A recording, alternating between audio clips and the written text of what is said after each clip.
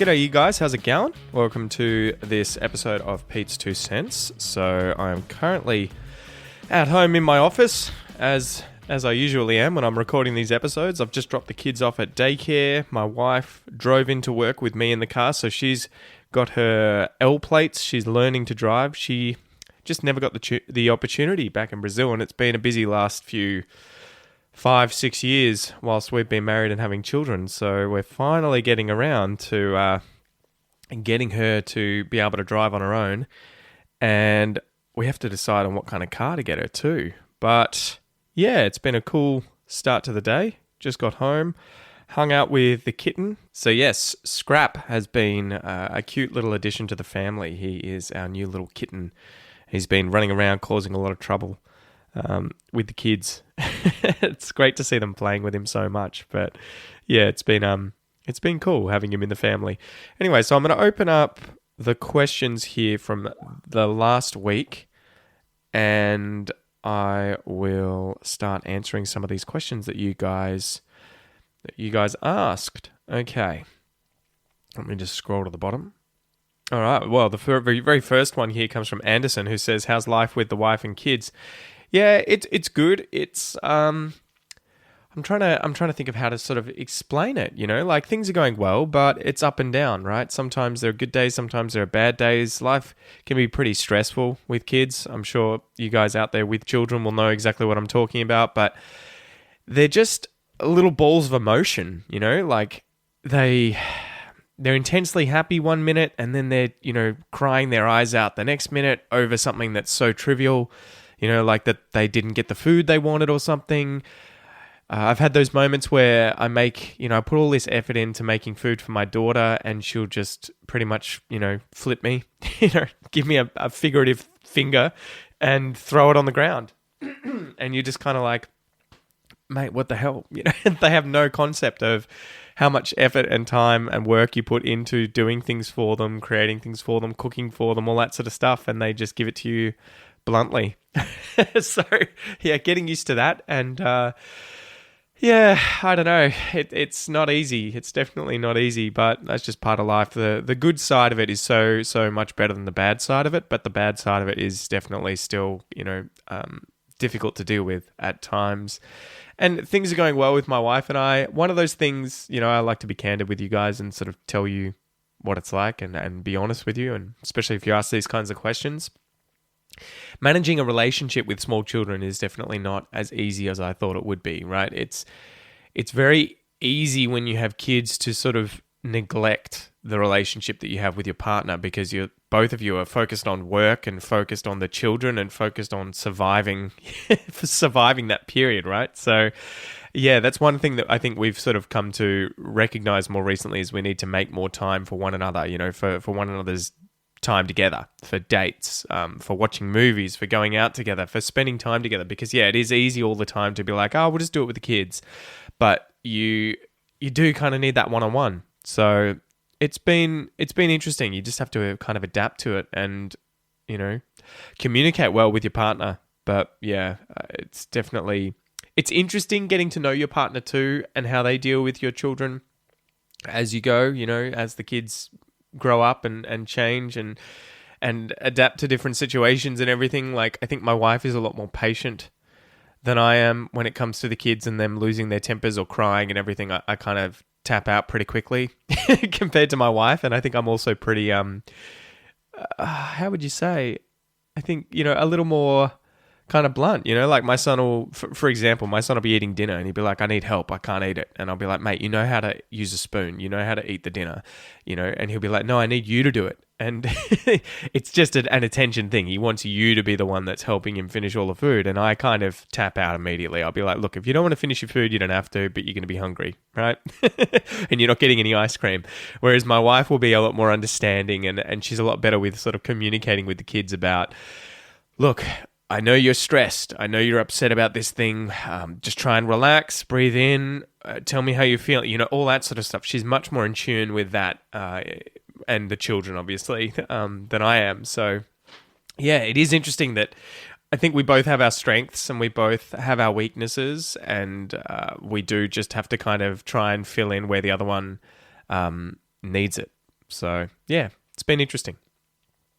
Okay, the next one comes from Aputojo, who asks, how do you pronounce schedule and Z in Australian English? Okay, so schedule. This is a weird word because there's kind of two pronunciations. You will see, I often hear it as schedule, right? Schedule, sh, with a sh sound instead of a sk sound. And I often hear this on the news. I don't know, it's one of these things where I think with some of these words that you can pronounce multiple ways in the same dialect of a language, and it's probably the same in your native languages too, I think what really matters is how the people around you say it, your immediate surroundings. And so one thing I have noticed is that on the news, when I'm watching news channels, they often say these words a certain way, or they use certain expressions. I'm trying to think of the other one. There's an expression with take. It's like take. What is it? There's politicians always say it like the decision had to be taken. Yeah, to take a decision. I think something like that. Whereas I would say make a decision. You need to make a decision. Oh, we have to take a decision. It sounds a bit weird to say take, but I think the reason they do it is because obviously everyone around them says that expression, and you notice it all the time with phrases like during. I think it was COVID. It may have been COVID or it may have been the bushfires. But we had our Prime Minister, Scott Morrison, I think it was him, who was on the news and he said, there's been a lot of learnings, and he'd pulled this noun out of his bum, he'd made it up, he pulled it out of thin air and pluralized an already immeasurable noun, right? Learning. We've had a lot of learning, right? It's immeasurable. You don't really have a single learning. You don't have three learnings where you pluralize it. It's just learning, right? I've done a lot of learning. Whereas, on the news, he suddenly said, there's been a lot of learnings. It's like, there's been a lot of things learnt. But all of a sudden, all the people on the news were saying this. There's been a lot of learnings. There's been a lot of learnings. We've made a lot of changes and there's been a lot of learnings.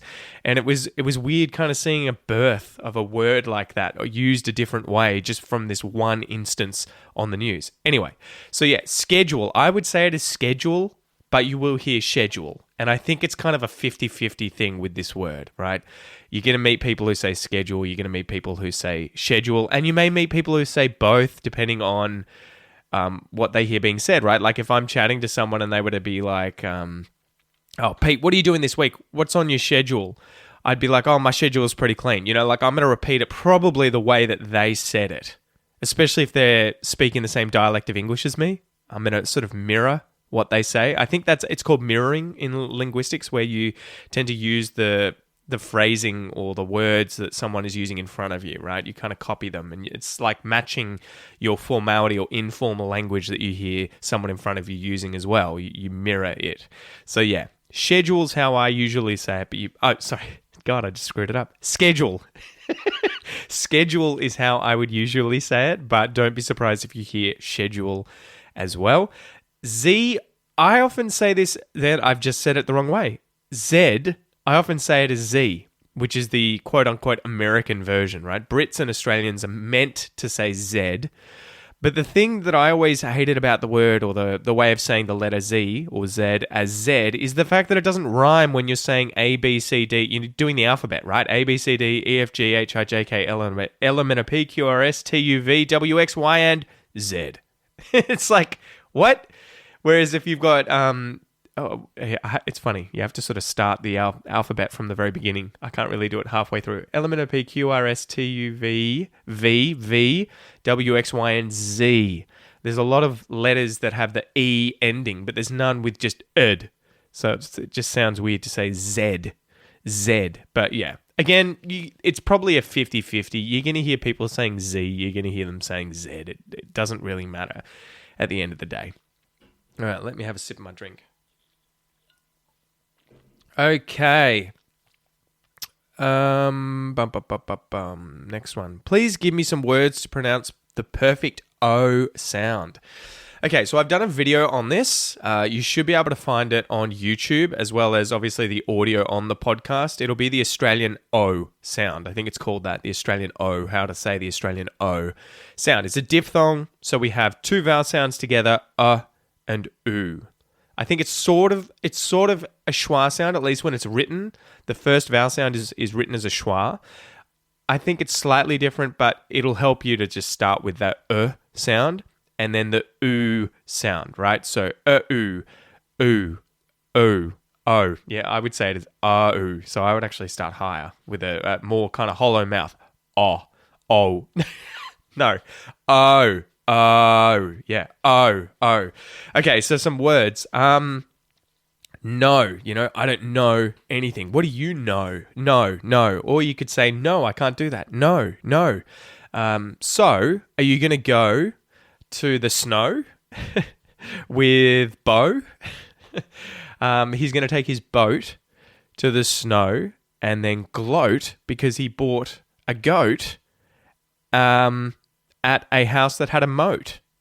So yeah, there's lots of words, lots of single syllable words. I'd recommend just, writing down a list of them and practicing saying them out loud. Oh, oh, oh, oh, oh. If you want to learn how to pronounce this sound more easily, you can want tutorial videos and, exercises and all that sort of stuff. Check out my Australian pronunciation course. There's a module in there that covers this exact sound, and it is the sound that if you master it, you definitely sound Australian instantly. Like if I hear people, even with an accent, even if I can tell they're foreigners, if they nail that O sound, I'm like, bam, they've been in Australia, they've lived in Australia, they like Australia, because we have a very unique way of saying it. So yeah, if you want to do that, go and check out my Australian pronunciation course at aussieenglish.com.au/APC. Just go to the website and type in or click on courses in the menu and you'll see the Australian pronunciation course there. Go check it out. Okay. So the next one comes from Mehri, who says, please introduce a source for difference between American and English dictation. I'm not 100% sure what you mean when you say dictation. Do you mean like spelling? How to gauge like what to use as a resource to learn the difference between the spelling? There's kind of only a handful of different spellings that you need to know for different words, right? Like colour is a good example. In English, British English and Australian English, we would say or write colour with COLOUR, with that U in there. Colour. Whereas Americans would write it as COLOR, no U. And the same with words like behaviour, right? At the end, you'll see that there is an IOUR in British English and Australian English. I think Americans would just, again, remove the U and it would just be IOR. So there's a lot of those. Another one is like using a Z or a Z instead of an S. So in words like analyze, there'll be a Z at the end instead of an S in British and Australian English. So there's only a handful of these things. Usually, if you're having trouble with this, what you can do is when you're using, say, Facebook or Word on your computer, any of those sorts of programs or whatever, set the language to Australian English if that's an option. You should have that inside Word, no matter what device you're on, right? If you're on a Mac or a PC or whatever, you should be able to set the language to Australian English. And when you misspell things the American way, it should show you. It'll highlight those words and be like, this is wrong. So that's probably a good way of working out if you are using a lot of American spelling when writing in British English or Australian English. And you can do the opposite. If you're learning American English and you want to stop spelling things the British or Australian way, you can just switch the language to American English, American Standard English, and you will be able to see when you are misspelling things the Australian or British way. But yeah, I don't know of like a specific resource or course or something that you could do to kind of learn this. It's really just a handful of things. There's probably some books online, and long lists. So just do a Google search. But really what I would be doing is just writing. Anytime you're writing, use a set language to the one that you're trying to learn to write in, and then just take note anytime you spell things the wrong way, or the way that you don't want to do it. This one comes from Ali. What is the sentence you repeat at the start of all your episodes? So there's more than one sentence, and I assume you mean this in the intro. I think it's been a while since I've actually had to say this out loud. So it's like, welcome to the Aussie English podcast. For anyone learning Australian English, and it's like whether you want to have a yarn or understand what the flippin' hell we're on about. Yeah, I think the thing that most people have trouble with is when I say you want to understand what the flipping hell we're on about when we're having a yarn. I think that's the phrase that a lot of people get confused about. And I use that intentionally because it's a very Australian way of saying what on earth we're talking about when we're speaking. That's effectively what it means. What the flipping hell is just a way of saying what on earth, right? What the hell? What the flipping is a polite way of saying fucking, right? What the flipping hell we're on about. If you're on about something, you're talking about it. You can often hear this in the negative. Someone will be like, I don't know what he's on about. I don't know what he's talking about. I don't know what he's saying. He's talking about some story. He's saying some story, but I don't know what he's talking about. I got no idea what he's on about. What the flipping hell is he on about? What's he on about? So you often hear that. And when you're having a yarn is Aussie slang for a chat or a talk, or when you're speaking with someone, you're having a yarn, a chin wag, we can also say. So, yeah, what the flippin' hell we're on about when we're having a yarn. Effectively, I'm saying what we're saying when we're talking, right? That was the basic idea. So the whole point is that you hear it and you're like, what? This is such a unique way of speaking English. I don't understand this. I want to learn more because Australian English is so unique. So that was the point, mate. And I think that's probably what you're asking about. The other one that I often get asked about is when I say, "G'day, you mob." When I say, "G'day, you mob," g'day is short for good day. No one in Australia would ever say good day as a greeting. We shorten it to g'day, or just, you can say, how are you? Hello, hi, all that sort of stuff. But g'day is very common. And mob, a mob, or you mob, is just an Aussie slang way of saying you guys, everyone. When you address multiple people, g'day, you mob. So when I say that at the start of an episode, that sentence means hello. How are you guys going? G'day, you mob. G'day. How's it going, you mob? Okay, so this one comes from I've Corona Dob. What do you call the soccer team? Why do you call the soccer team the Matildas? So the female soccer team in Australia is called the Matildas. I looked this up and I think I answered this in the most recent Expression episode. Now, I didn't know originally, but a lot of Australian teams, sports teams, tend to have unique kind of names to refer to them, right? Instead of just the boys' soccer team or the girls' soccer team or whatever, they have names. So the male soccer team is the Socceroos, and then there's other ones like the Diamonds. I think that's netball. Yeah, I don't know all of them, but you'll know what I mean.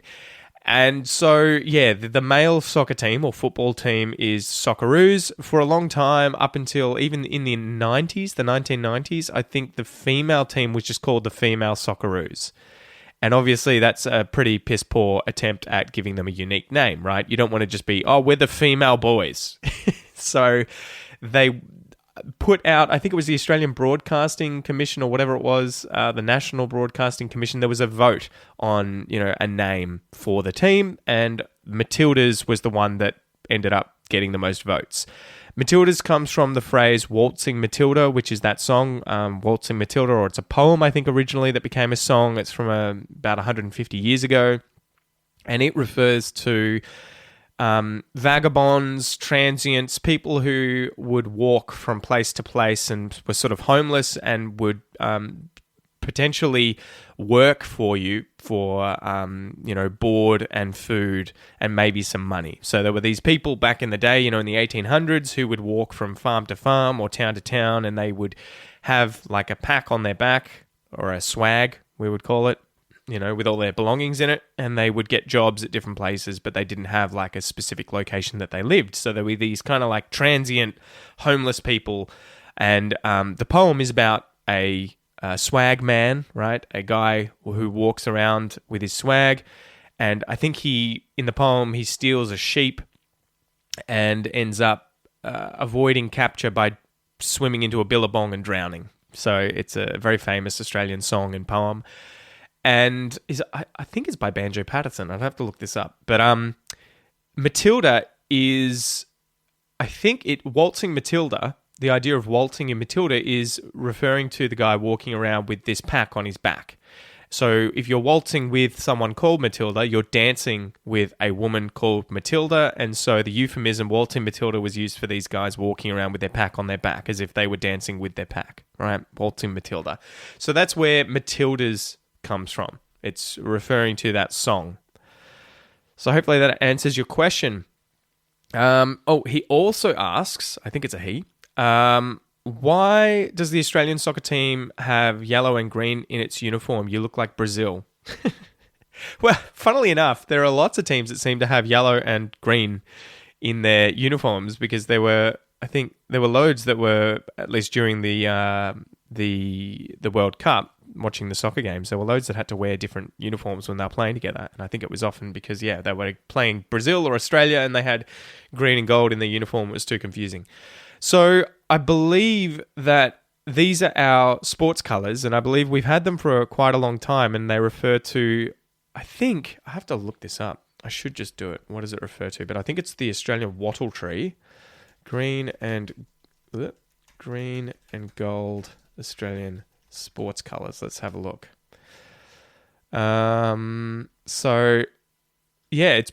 We've been using them for over 100 years. Since the late 1800s, green and gold have been popularly embraced as Australia's national sporting colours.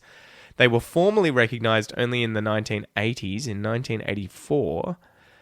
And I'm trying to look at where they originally came from, but I don't think it says here. Oh, here we go. Green and gold are also the colours of Australia's national floral emblem, the golden wattle. So that'll be what it's associated with. It's associated with the Australian landscape, mineral wealth, grain harvests, the fleece of Australian wool. That's the idea of gold. And then green is the forests, the eucalyptus trees, the wattle trees, the Australian landscape. So, and it's probably the same.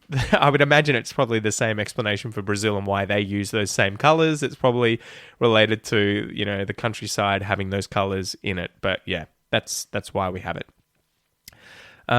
Easy way to pronounce the word literally. I think this one comes from Mark. I think the easiest way would be saying literally, right? So we can shorten it. We can shorten the literally to give it a ch sound in the middle and say literally.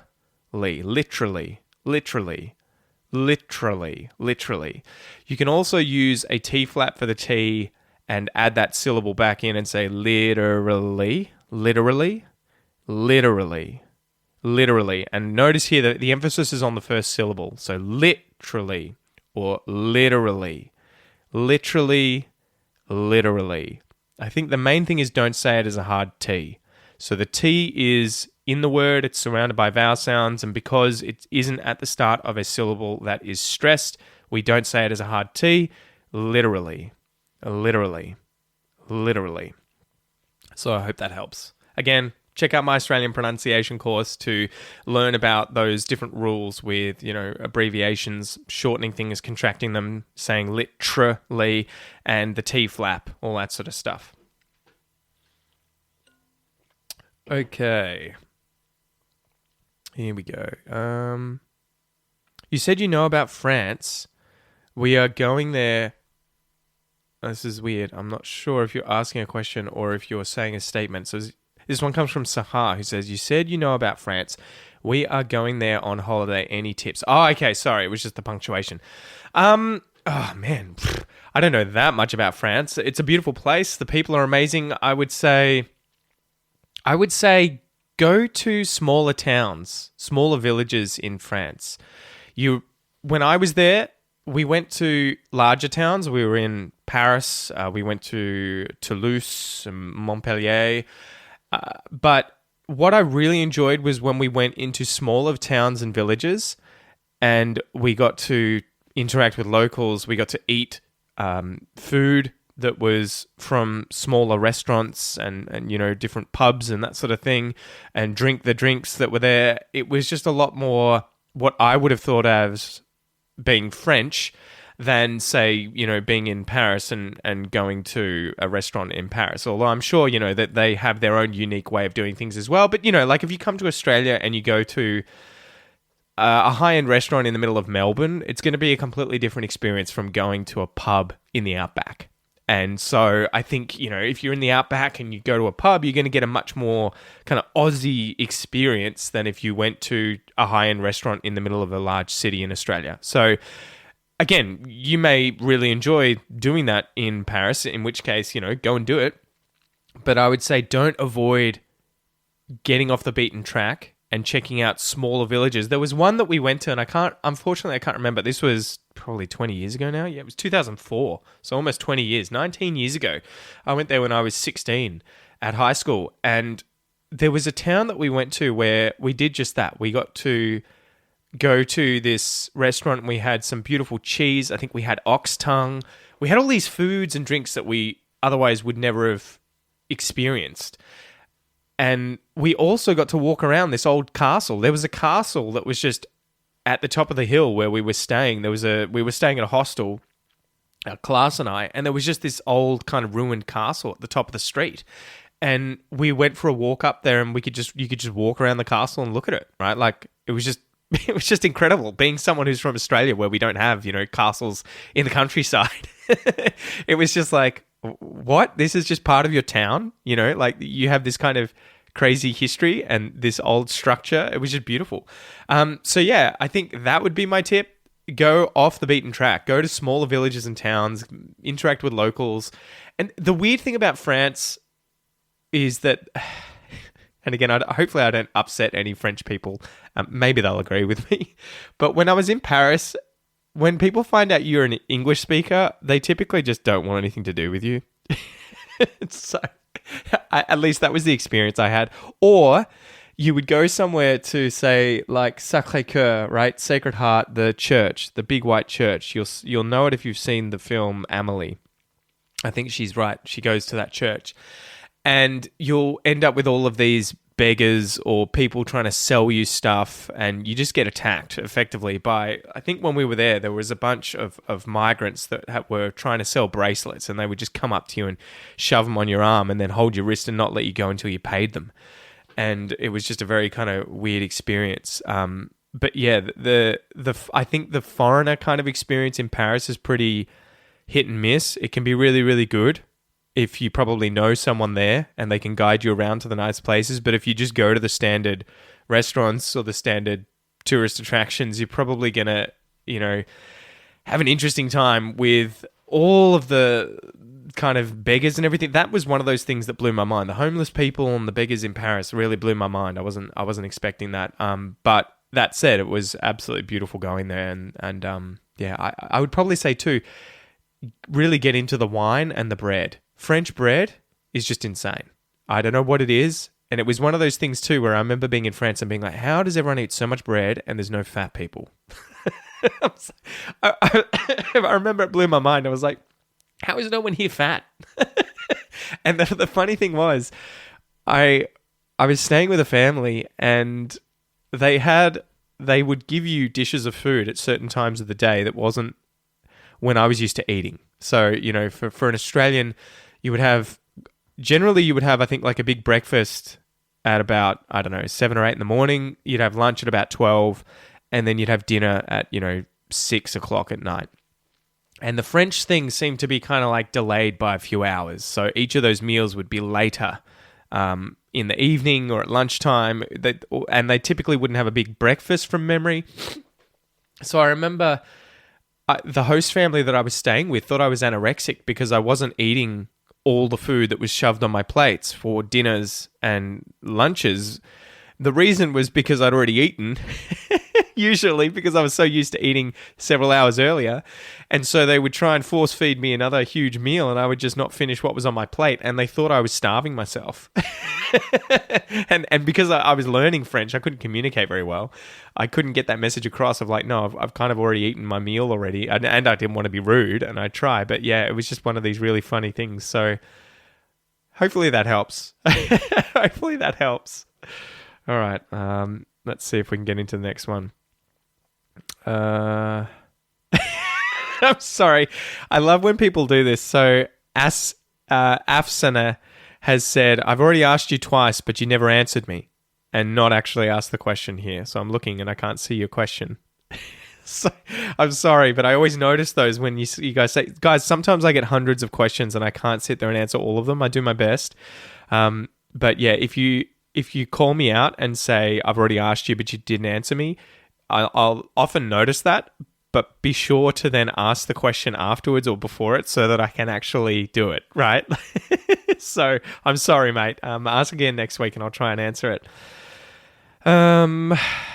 Okay. Baptiste, let's see. How's it going? Can you please tell me how to pronounce uncertainty, especially the tainty bit at the end? I like that, tainty. Okay, uncertainty. Yeah, okay, I see the confusion here. So yeah, you could say the T's if I was really enunciating the word correctly the entire time. Uncertainty. But we don't speak like that, right? We reduce different syllables and we don't say certain letters, or we change the way that they're said. Uncertainty. Yeah. Okay. So the first T, uncertain. Uncertainty. I'm using a glottal stop. So I'm stopping the sound in my throat instead of saying the T. So I'm stopping it in my throat. It's like when you say ha ha ha ha ha. It's that closing of the throat to stop the sound. That's what's happening there. Certain. The difficult part here is that we go straight from muting that T in our throat, to a syllabic N. And this is where your mouth is effectively uncertain. Yeah. So I've stopped the air moving through my mouth and it's coming through my nose instead to say that sound. Uncertain. Uncertainty. So you can then say the T at the end, but you can also just release it as like an N sound. Uncertainty. Yeah, does that make sense? Uncertainty. There's a lot of uncertainty. I think I might actually say the T. Uncertainty. Yeah, it sounds a bit British if I mute that T at the end of the word. Uncertainty.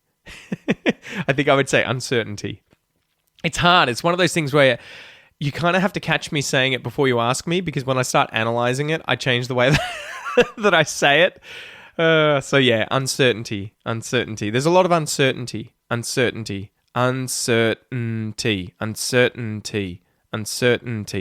The trick here is going to be paying attention to how you say the T sounds, when to and when not to, and how to mute them if you need to mute them. And then also the syllabic N sound for the ain in tainty, if you were to say it like, literally how it's spelt. Uncertainty. Uncertainty.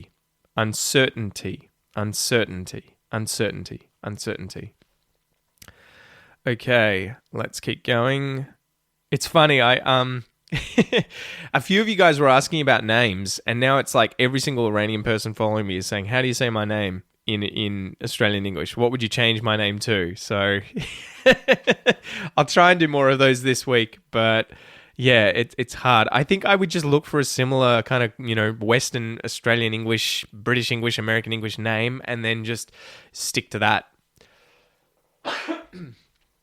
Okay, let's look for some more. Can you recommend any Australian movies or series? Mate, just check out, this one comes from Victor.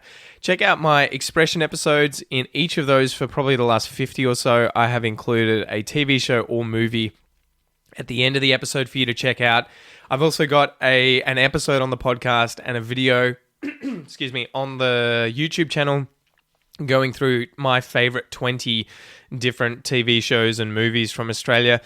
Ultimately, I hate being kind of asked about this because I don't know what you like, right? It's all about... Jesus, I'm recovering from a cold, so I'm sorry. It really comes down to what you enjoy. And so the best Australian TV show or movie for you is going to be the one that you enjoy watching and can handle studying. If I suggest something to you that you don't like, I don't want you to watch it because you feel like you have to, or I've told you to. I want you to watch something that you enjoy. So I would get on iView. I think it's .com.au. Just type in iView, IVIEW, into Google. And if you are not in Australia, you may have to use a VPN saying you're in Australia so that you can create an account. But it's effectively a website like Netflix that's run by the Australian government. It's the Australian Broadcasting Commission, and it's free. And it has loads of TV shows, loads of movies. There's subtitles for them, everything like that. So sign up for that, whether you're in Australia or not, and then just have a look at some of the options that come up that seem popular and find something you enjoy.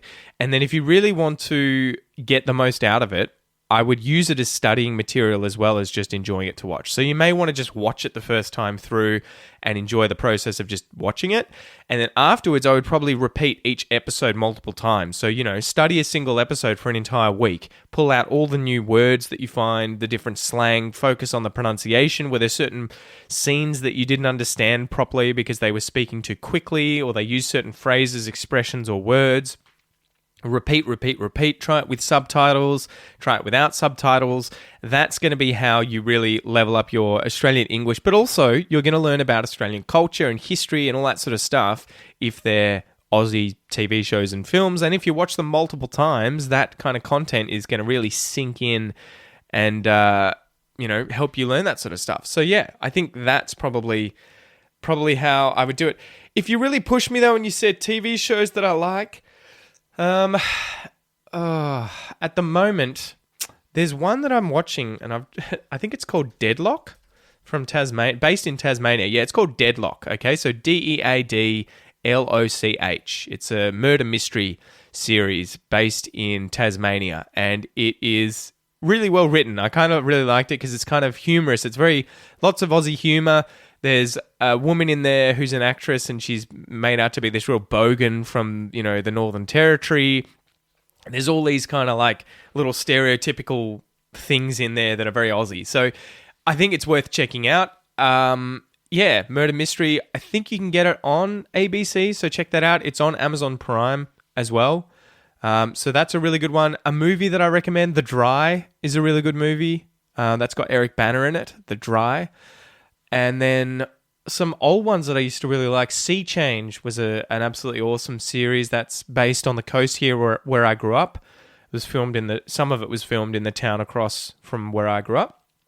And then TV shows like Round the Twist. I think you can find Round the Twist on YouTube. I think there are multiple seasons of it on there for free that you can watch.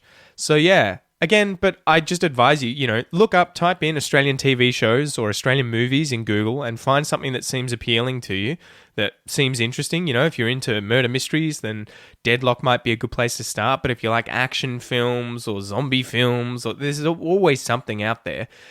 So find something that appeals to you and then use it as studying material as well as material that you can just sit there and enjoy. That's the key. If you're really trying to work on pronunciation, learning slang and vocab and expressions and improving your grammar and all that, you need to study the material. It's not just enough to listen to it, to watch it once and then move on to the next thing. You need to repeat, right? It's like at the moment I'm playing a lot of guitar.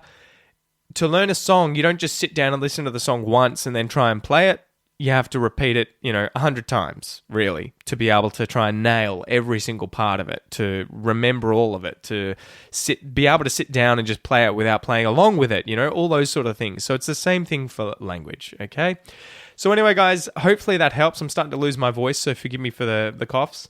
Hopefully you're enjoying these episodes. I have asked you guys recently about doing live shows on YouTube, where I could potentially answer questions like this, and it seemed like we got a resounding yes that you guys would like something like that. So I'm going to try and work out how I can do that, and I'll give it a go. I need to get back on YouTube. So yeah, forgive me for not publishing anything on there in a while. It's just been a lot to kind of try and manage all these different things. But yeah, thank you for joining me. I hope you've enjoyed this episode of Pete's 2 Cents. Remember, these ones don't come with transcripts.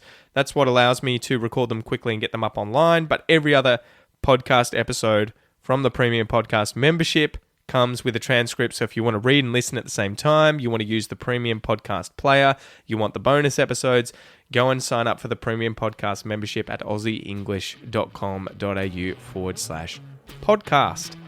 And I'll see you there. Catch you guys.